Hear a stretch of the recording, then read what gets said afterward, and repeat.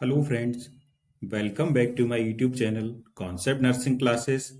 आज की क्लास में RRB nursing superintendent exam special next practice test solve करेंगे। क्वेश्चन नंबर 1, कंप्यूटर में स्थायी मेमोरी को कहते हैं रैम, रोम, सीपीयू या सीयू।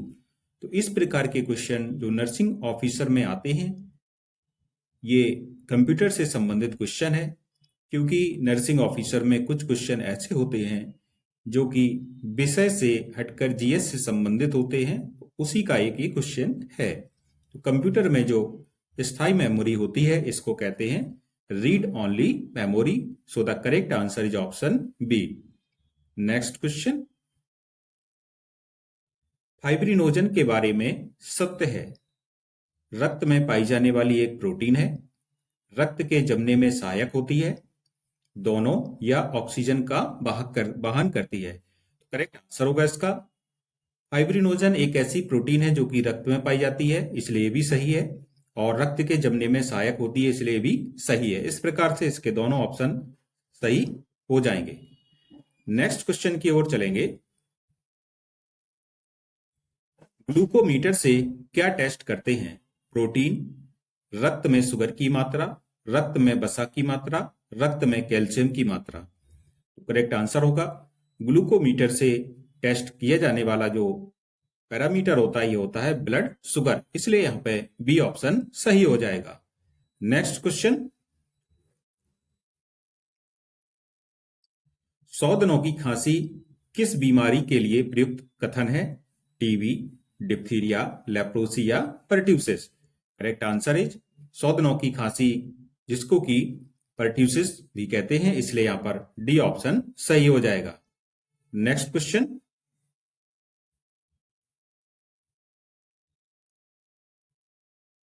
एडीएच हार्मोन की कमी से होने वाली बीमारी है?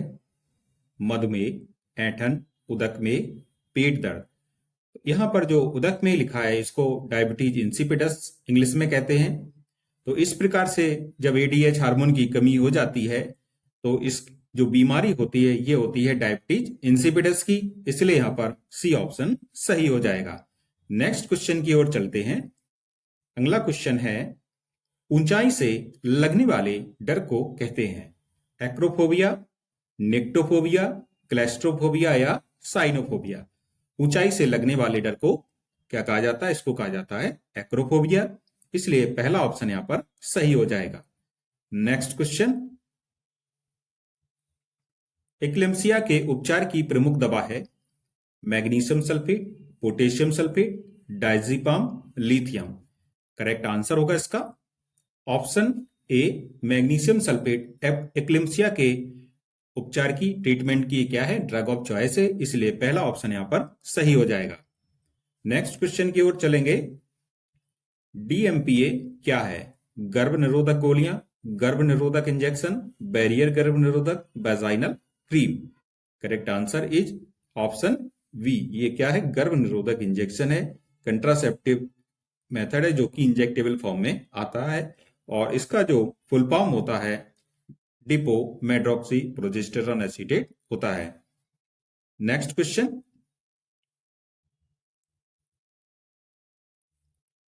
बच्चेदानी के कैंसर से बचाव के लिए कौन सी वैक्सीन दी जाती है? Pentavalent, HPV, Hib, BCG.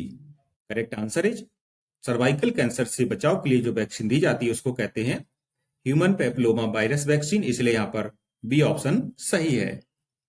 Next question की ओर चलते हैं। मानव शरीर में सबसे लंबी एवं मजबूत हड्डी है टीबिया, फीमर, रीढ़ की हड्डी या मिडिल स्टेप्स। करेक्ट आंसर हो जाएगा इसका ऑप्शन बी, ये सबसे लंबी और मजबूत हड्डी होती है। नेक्स्ट क्वेश्चन,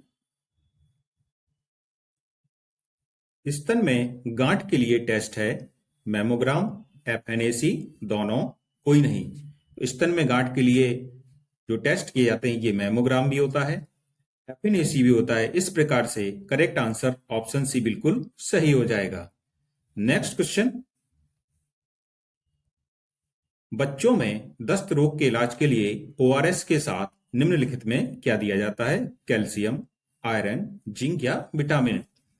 तो ओआरएस जब भी डिहाइड्रेशन की प्रॉब्लम हो, दस्त की प्रॉब्लम हो, तो इसमें ओआरएस के साथ जिंक दिया जाता है, इसलिए यहां पर सी ऑप्शन सही है। नेक्स्ट क्वेश्चन की ओर चलेंगे।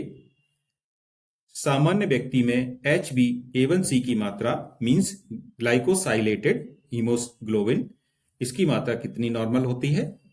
6% से कम, 6.5% से 7% तक, 7 से 8% तक, या 3% से कम। तो ग्लाइकोसाइलेटेड हीमोग्लोबिन की जो नॉर्मल मात्रा होती है, नॉर्मल रेंज होती है, ये होती है 6% से कम, इसलिए यहां पर पहला ऑप्शन सही हो जाएगा। नेक्स्ट क्वेश्चन, मीजल्स का वैक्सीन किस रूट से दिया जाता है? इंट्राडर्मल, सबक्यूटेनियस, इंट्रामस्कुलर या इंट्रावीनस? करेक्ट आंसर होगा ऑप्शन बी, इसको सबक्यूटेनियस दिया जाता है मीजल्स वैक्सीन को। नेक्स्ट क्वेश्चन की ओर चलेंगे।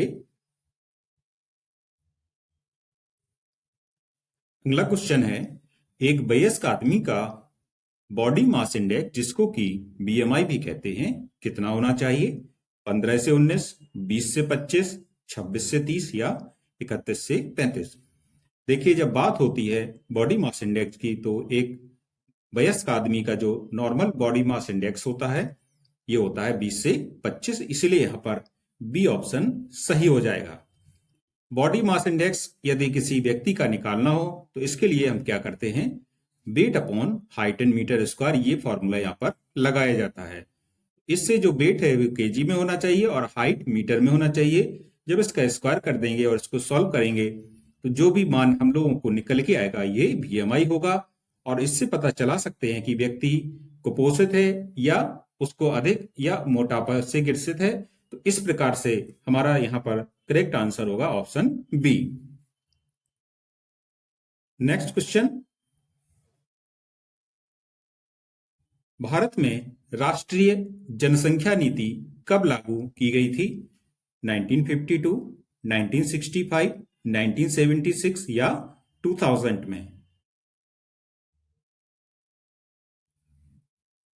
करेक्ट आंसर इसका जो होगा ये है 1976। देखिए, भारत में जो पहली राष्ट्रीय जनसंख्या नीति लागू की गई थी, ये 1976 में लागू की गई थी। इसके बाद इसमें क्या था, जनसंख्या नियंत्रण के उपाय अपनाए गए थे। तो उसके बाद जो एक दूसरी जनसंख्या नीति अपने देश में लागू की गई थी, ये सन 2000 में लागू की गई थी। इस प्रकार से ये दोनों ऑप्शन यहाँ पर सही हो जाएंगे। अब इनमें से जो भी ऑप्शन आपको परीक्षा में दिया हो, उस पर आप टिक कर सकते हैं। इस प्रकार से इसके करेक्ट आंसर है 1976 और 2000। नेक्स्ट क्वेश्चन, राष्ट्रीय ग्रामीण स्वास्थ्य मिशन का शुभारंभ किस वर्ष किया गया था? 2000, 2002, 2005 या 2007 में? तो एनआरएचएम का जो शुभारंभ किया गया था, ये किया गया था 2005 में, इसलिए सी ऑप्शन यहां पर सही है। विश्व की कितनी प्रतिशत जनसंख्या भारत में रहती है? लगभग 7%, लगभग 12%, लगभग 17%, लगभग 22%? Correct answer is option C. भारत में लगभग विश्व की 17% जनसंख्या निवास करती है, इसलिए सी ऑप्शन सही है। नेक्स्ट क्वेश्चन, पीने के पानी में फ्री रेजिडुअल क्लोरीन की मात्रा कितनी होनी चाहिए? 0.25 mg per litre, 0.5 mg per litre, 1 mg per litre या 2 mg per litre? Correct answer is option B. जो पीने के पानी में फ्री रेजिडुअल क्लोरीन की मात्रा होती है, ये 0.2 to 0.5 mg पर लीटर, यानी कि 200 से 500 माइक्रोग्राम प्रति लीटर होनी चाहिए। इस प्रकार से इसका करेक्ट आंसर ऑप्शन बी सही हो जाएगा। नेक्स्ट क्वेश्चन, एलएनजी आईयूसीडी को कितने समय में बदल देना चाहिए? 5 वर्ष, 10 वर्ष, 15 वर्ष या 20 वर्ष? लीवोनॉर्गेस्ट्रल इंट्रा यूटेराइन कंट्रासेप्टिव डिवाइसेस होती है ये, और गर्भ निरोधक उपाय होता है। इसको प्रत्येक बदलने के लिए प्रत्येक 5 वर्ष बाद इसको बदला जाता है, इसलिए यहाँ पर पहला ऑप्शन सही है। एलएनजी आईयूसीडी की जो समसामयिकता होती है, मतलब कितने वर्ष तक ये चलेगी, तो ये चलेगी 5 वर्ष तक और इसे 5 वर्ष के बाद बदलना चाहिए। नेक्स्ट क्वेश्चन, जल के शुद्धिकरण के लिए कौन सा रासायनिक पदार्थ प्रयोग किया जाता है? Option A lime water, bleaching powder, potassium permanganate या फॉर्मेल्डिहाइड। करेक्ट आंसर होगा इसका, जल के शुद्धिकरण के लिए क्या प्रयोग करते हैं? Potassium permanganate. नेक्स्ट क्वेश्चन की ओर चलेंगे, प्रसवोत्तर बंध्याकरण प्रसव के कितने समय के बाद किया जाना चाहिए? 12 घंटे से 7 दिन, 24 घंटे से 7 दिन, 48 घंटे से 7 दिन या 72 घंटे से 7 दिन। तो पोस्टपार्टम जो भी स्टरलाइजेशन होता है ये करना चाहिए 24 घंटे से लेकर के 7 दिन बाद तक, इसलिए बी ऑप्शन यहां पर सही है। Postpartum sterilization is a permanent procedure that prevents a woman from becoming pregnant, done soon after the birth of a child. Next question. Vasectomy के बाद कितने समय तक किसी को परिवार नियोजन का अन्य तरीका इस्तेमाल करना चाहिए? 1 माह तक, 2 माह तक, 5 माह तक या 3 माह तक? वैसेक्टोमी महिलाओं में होने वाली एक नसबंदी होती है और जब इसके लिए क्या करते हैं, जब ये महिला कोई कराती है तो उसके बाद करीब करीब 2 से 3 महीने तक अन्य जो उपाय हैं वो करने चाहिए, क्योंकि सीमेन डक्ट में 3 महीने तक रह सकता है। शुक्राणु का जीवन चक्र 63 दिन का होता है, इस प्रकार कम से कम 2 से 3 महीना तो उपाय करना चाहिए। नेक्स्ट क्वेश्चन की ओर चलेंगे, भारत में मातृ मृत्यु का सबसे प्रमुख कारण क्या है? संक्रमण, टॉक्सीमिया, असुरक्षित गर्भपात या रक्तस्राव। भारत में जब भी बात होती है मैटरनल डेथ की, एमएमआर की, मैटरनल मोर्टेलिटी रेट, तो इसमें जो सबसे प्रमुख कारण निकल के आता है ये होता है हेमरेज, इसलिए यहां पर डी ऑप्शन सही होगा। नेक्स्ट क्वेश्चन की ओर चलेंगे, असुरक्षित यौन संबंध के बाद कितने समय के अंदर आपातकालीन गर्भ निरोधक गोली, जिसको इमरजेंसी पिल्स भी कहा जाता है, लेने से गर्भ ठहरने की संभावना कम होती है? 24 घंटे, 48 घंटे, 72 घंटे या 120 घंटे? करेक्ट आंसर होगा इसका, असुरक्षित यौन संबंध के बाद जो आपातकालीन गर्भ निरोधक गोली किसी भी लेडीज को जो ली जाती है ये ली जाती है 72 घंटे के अंदर, इसलिए सी ऑप्शन यहां पर सही हो जाएगा। नेक्स्ट क्वेश्चन की ओर चलेंगे, हाथ धोने की प्रक्रिया में कितना समय आदर्श है? 10 सेकंड, 20 सेकंड, 25 सेकंड या 30 सेकंड? जो आइडियल टाइम होता है हैंड वॉशिंग में ये होता है 20 सेकंड, इसलिए यहां पर बी ऑप्शन सही है।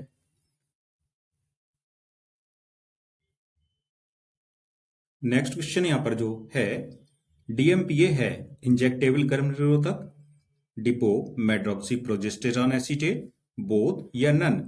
करेक्ट आंसर होगा इसका, डीएमपीए एक इंजेक्टेबल गर्भ निरोधक होता है जिसका कि पूरा नाम होता है डिपो मेड्रॉक्सी प्रोजेस्टेरॉन एसीटेट, इसलिए यहां पर सी ऑप्शन सही हो जाएगा। नेक्स्ट क्वेश्चन की ओर चलते हैं, न्यूरॉन के भाग हैं axon, dendrite, nucleus, all of above? Correct answer होगा, जो न्यूरॉन होता है जिसको कि नर्व सेल भी कहते हैं, इसमें एक्सॉन भी पाया जाता है, डेंड्राइट भी पाया जाता है और न्यूक्लियस भी होता है, इसलिए यहां पर डी ऑप्शन सही हो जाएगा। इस प्रकार से ये एक नर्व सेल का स्ट्रक्चर है, इसमें ये न्यूक्लियस है बीचों बीच, सेल बॉडी, डेंड्राइट्स, उंगली के समान जो संरचनाएं हैं इनको डेंड्राइट्स बोला जाता है, और ये एक्सॉन है। एक डेंड्राइट काफी लंबी हो जाती है जिसको कि एक्सॉन कहते हैं, और एक्सॉन के ऊपर क्या होता है, माइलिन की सीट चढ़ी होती है। इस प्रकार से एक नर्व सेल का स्ट्रक्चर है। नेक्स्ट क्वेश्चन की ओर चलते हैं, मुख्यतः विटामिन कितने प्रकार के होते हैं? 11, 12, 13 या 14? करेक्ट आंसर होगा इसका, ऑप्शन सी, मुख्यतः जो विटामिन होते हैं ये 13 प्रकार के होते हैं, इसलिए यहां पर सी ऑप्शन सही हो जाएगा। नेक्स्ट क्वेश्चन, फ्रैक्चर की गंभीर जटिलता क्या है? इन्फेक्शन, फैट एम्बोलिज्म, हेमरेज या एयर एम्बोलिज्म? करेक्ट आंसर होगा इसका ऑप्शन बी, फैट एम्बोलिज्म। ये फ्रैक्चर की एक सीवियर कॉम्प्लिकेशन होती है। नेक्स्ट क्वेश्चन की ओर चलते हैं।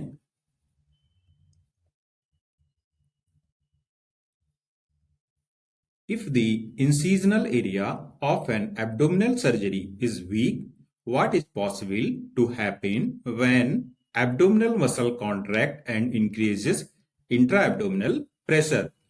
यदि पेट की सर्जरी का चीरा लगाने वाला क्षेत्र कमजोर है तो पेट की मांसपेशियां सिकुड़ने और पेट के अंदर का दबाव बढ़ने पर क्या हो सकता है? ऑप्शन ए, एविसरेटेशन, डिसेंस, लैसिरेशन या सीयरिंग? करेक्ट आंसर होगा इसका ऑप्शन बी, डिसेंस। इससे जो होने वाली समस्या होती है इसको डिसेंस बोला जाता है। अब यहाँ पर हम लोग समझते हैं कि एक चित्र के द्वारा ये दिया गया है कि इस प्रकार से यदि इसमें पेट की सर्जरी हुई हो तो कैसे ये यहाँ पे टाँके खुल जाते हैं और जो अंदर का भाग होता है वो दिखने लगता है। और एविसरेशन मीन्स होता है जो भी पार्ट है, इंटरनल ऑर्गन है, वो बाहर आ गया तो उसको एविसरेशन बोलते हैं। और यदि इंटरनल पार्ट, ये अंदर वाला जो पार्ट है वो दिखने लगता है तो उसको डिसेंस बोला जाता है।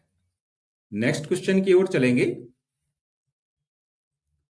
Surgically creating an opening into an organ और space in the body by a sharp instrument is known as laceration, abrasion, puncture, incision? Correct answer is option D, incision. इसको क्या कहेंगे? इंसीजन कहेंगे। एक सर्जरी के द्वारा एक ऑर्गन में क्या हो जाता है? एक चीरा लगाना, इसको क्या कहा जाता है? इसको इंसीजन कहते हैं। Next question. घाव भरने की पहली प्रक्रिया है कोलिजन, फाइब्रिल बनेगा, दानेदार ऊतक दिखाई देंगे। सबसे पहले जानबूझकर उपचार किया जाएगा, न्यूट्रोफिल्स घाव के किनारों पर इकट्ठे होंगे। तो घाव भरने की जो प्रक्रिया होगी, पहली प्रक्रिया होगी, न्यूट्रोफिल्स घाव के किनारों पर क्या होते हैं? एकत्र होते हैं, जिससे कि घाव का ये पहला चरण शुरू होने लगता है। नेक्स्ट क्वेश्चन की ओर चलेंगे। निम्नलिखित में से कौन सा पदार्थ दर्द संचरण को कम करता है और सूजन प्रतिक्रिया का कारण बनता है? पदार्थ पी, एंडोर्फिन, प्रोस्टाग्लैंडिन या हिस्टामाइन? तो एक इनमें से ऐसा कौन सा पदार्थ है जो कि दर्द संचरण को कम करेगा और वहां पर जो सूजन की प्रतिक्रिया हो रही है उसका कारण बनेगा? तो ये होता है एंडोर्फिन, इसलिए यहां पर बी ऑप्शन सही होगा। Next question. ब्रेडिकाइनिन के दर्द उत्तेजक प्रभाव को बढ़ाकर दर्द रिसेप्टर की संवेदनशीलता को बढ़ाने वाला केमिकल सब्सटेंस है नोसिरेसेप्टर, एंडोर्फिन, प्रोस्टाग्लैंडिन या एन्सेफेलिन? तो ब्रेडिकाइनिन के दर्द उत्तेजक प्रभाव को बढ़ाकर दर्द रिसेप्टर की जो सेंसिटिविटी होती है उसको बढ़ाने वाला जो केमिकल सब्सटेंस होता है ये होता है प्रोस्टाग्लैंडिन, इसलिए यहां पर सी ऑप्शन सही होगा। Next question.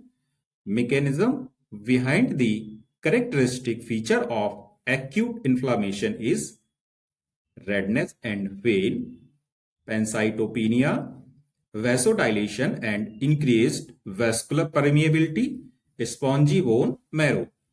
जो भी मैकेनिज्म होती है, इसकी मैकेनिज्म होती है एक्यूट इन्फ्लामेशन की। अचानक से सूजन हो गई है तो इसका जो कारण होता है, इसका कारण होता है vasodilation and increased vascular permeability, इसलिए यहां पर सी ऑप्शन सही हो जाएगा। नेक्स्ट क्वेश्चन की ओर चलेंगे। Which of the following increases vascular permeability during acute inflammation? Histamine, cytokinin, AFP, both A and B? तो यहां पर जो एक्यूट इन्फ्लामेशन की बात पुनः की गई है, इसमें जो वैस्कुलर परमिएबिलिटी होती है ये किसके कारण बढ़ती है? हिस्टामिन के कारण बढ़ेगी, साइटोकाइंस के कारण बढ़ेगी, एएफपी के कारण बढ़ेगी, या हिस्टामिन और साइटोकाइंस दोनों के कारण बढ़ेगी? तो इसका जो करेक्ट आंसर होगा ऑप्शन डी बिल्कुल सही है। साइटोकाइंस और हिस्टामिन ये दोनों के कारण क्या होता है, वेस्कुलर परमिएबिलिटी बढ़ती है और इसके बाद उस जगह पर सूजन आ जाती है। अगला क्वेश्चन देखते हैं। Cytokines are secreted by neutrophils, B lymphocyte, endothelial cells या ऑल ऑफ एबव। साइटोकाइनेंस का जो सीक्रेशन होता है इनमें से किसके द्वारा होता है, तो ये इसके सभी ऑप्शन सही हो जाएंगे।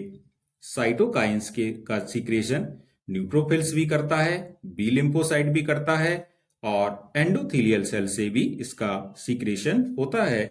इस प्रकार डी ऑप्शन यहां पर सही हो जाएगा। नेक्स्ट क्वेश्चन की ओर चलेंगे। Which of the following increases vascular permeability during acute inflammation। ये क्वेश्चन पुनः रिपीट हो गया है।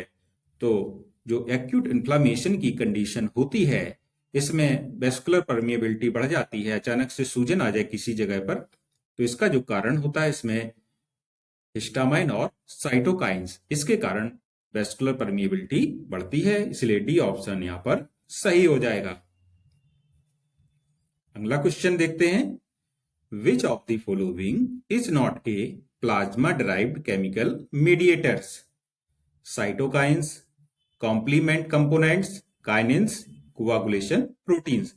बात हो रही है प्लाज्मा डिराइव्ड केमिकल मीडिएटर्स की, तो इसका जो करेक्ट आंसर होगा ऑप्शन ए सही होगा, साइटोकाइंस इसका आंसर सही है। Next question. Severe generalized edema is called as mixed edema, pitting edema, anasarca, dependent edema। देखिए यहाँ पर जो बात हो रही है, सीवियर जनरलाइज्ड एडिमा मीन्स गंभीर और एक सूजन की बात हो रही है, तो ये सीवियर जनरलाइज्ड एडिमा को एनासार्का बोला जाता है, इसलिए सी ऑप्शन यहाँ पर सही हो जाएगा। अब एनासार्का में प्रॉब्लम क्या हो जाती है कि जो बॉडी के टिश्यूज हैं उनमें एक सीवियर एडिमा हो जाता है, उनमें एक गंभीर सूजन आ जाती है।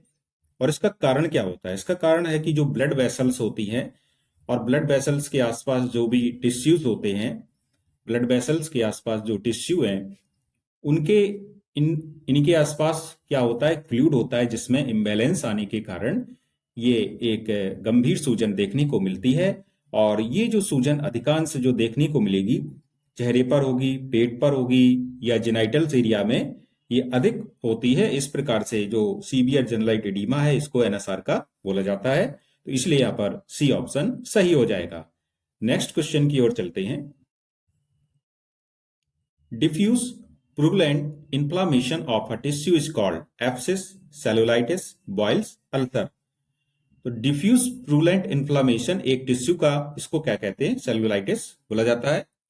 तो एक फिगर के द्वारा हम लोग ये देख सकते हैं कि किस प्रकार से ये डिफ्यूज है, और चूंकि ये डिफ्यूज बोला था इसलिए यहाँ पर सी ऑप्शन बी ऑप्शन सही होता है। यदि ये डिफ्यूज नहीं बोलते और केवल प्रूवलेंट इन्फ्लामेशन यदि यहाँ पर क्वेश्चन में दिया होता तो इसका जो करेक्ट आंसर ऑप्शन ए बिल्कुल सही हो जाता। नेक्स्ट क्वेश्चन की ओर चलेंगे। Foetus changes into human form, भ्रूण मानव के रूप में बदलता है दूसरे सप्ताह में, 8वें सप्ताह में, 12वें सप्ताह में या 16वें सप्ताह में। करेक्ट आंसर होगा भ्रूण मानव के रूप में बदलता है, ये 12वें सप्ताह में, 12 सप्ताह में बदल जाता है, इसलिए सी ऑप्शन यहां पर सही होगा। Next question.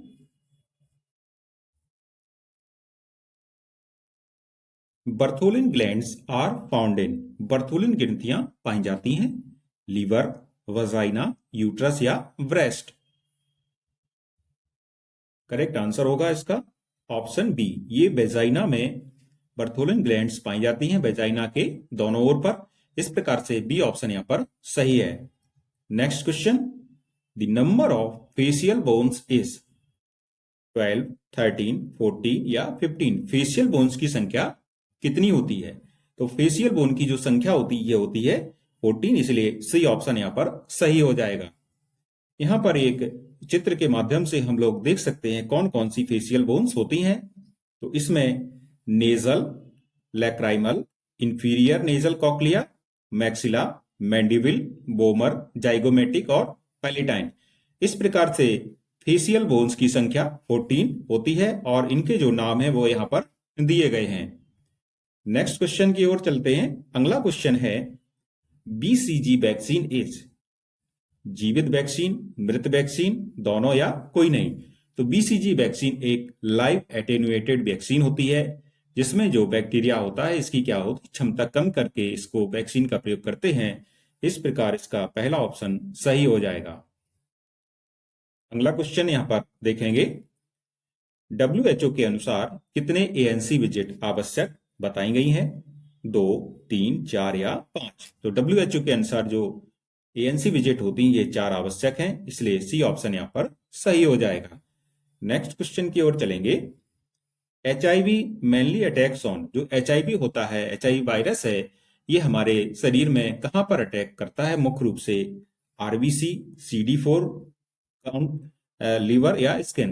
तो एचआईवी ह्यूमन इम्यूनो वायरस होता है, ये मुख्य रूप से CD4 सेल्स पर अटैक करता है जिससे कि व्यक्ति की जो इम्यून क्षमता होती है घट जाती है। इस प्रकार बी ऑप्शन यहां पर सही होगा। अगले क्वेश्चन की ओर चलेंगे। Sunset eyes is a hallmark of, sunset आंखें किस विशेष रोग की चिन्हित गुण हैं? मेनिंजाइटिस, स्पाइन बिफिडा, हाइड्रोसेफेलस या माइलाइटिस। तो सनसेट आंखें इस प्रकार से आप देख सकते हैं, एक चित्र यहां पर दिया गया है कि इस प्रकार से जो इसमें आंखों का रिट्रैक्शन है कि किस प्रकार से हो गया है बच्चे का। तो ये जो सनसेट आंखें होती हैं ये होती हैं हाइड्रोसेफेलस के कारण।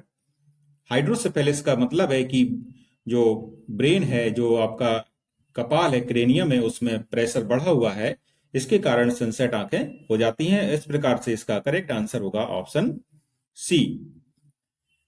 सनसेट आंखें एक क्लिनिकल संकेत हैं जो शिशु और छोटे बच्चों में बढ़े हुए इंट्राक्रेनियल प्रेशर के संबंध में होते हैं। इसमें आंखों का नीचे की ओर मोड़ना जिससे आंखों की आइरिस के ऊपर सफेद भाग दिखाई देता है जो सूरज के अस्त होने की तरह दिखाई देता है। तो इसलिए इसको सनसेट इसलिए कहते हैं क्योंकि जो आंखों का नीचे की ओर, आंखें नीचे की ओर इसमें चली जाती हैं और ऊपर का इसमें सफेद भाग दिखाई देने लगता है।